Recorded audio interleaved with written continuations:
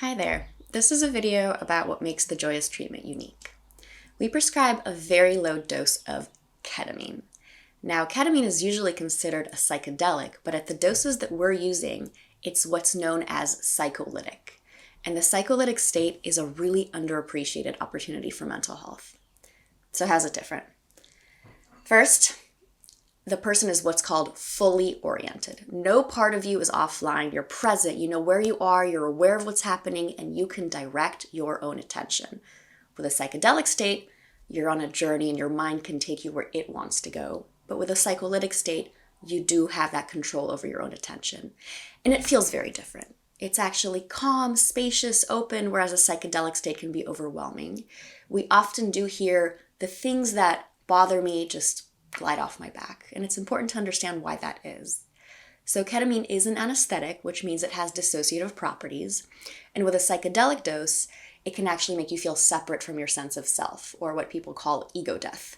But with a psycholytic dose, that doesn't happen. It's much milder, but your sense of self can soften, so the things that usually feel overwhelming to you and feel in your face, they get a lot looser and more relaxed, and that's exactly where that mental health opportunity is. So the dissociative properties of ketamine were actually recently located to some memory areas of the brain. And we believe that this relates to what's known as memory reconsolidation, which many psychologists today believe is the core of psychological healing. So, big word, what is memory reconsolidation? First, you have to understand what a negative emotion is. It's actually a full brain activation. There are verbal narrative thoughts. They're actually activating the auditory centers of your brain. You're actually hearing that voice that's in your head. But there are also beliefs about yourself, about others, which exist in your brain over time and create context.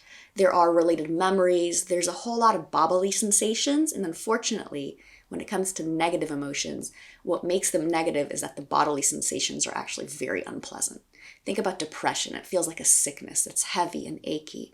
And anxiety feels like your nervous system's on fire. You just want to escape. It's very unpleasant.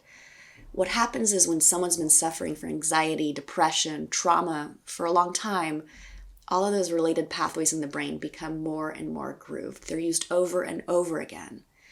And understandably, people try to avoid feeling those bodily sensations that are associated with their feelings because they're so unpleasant. You just want to break.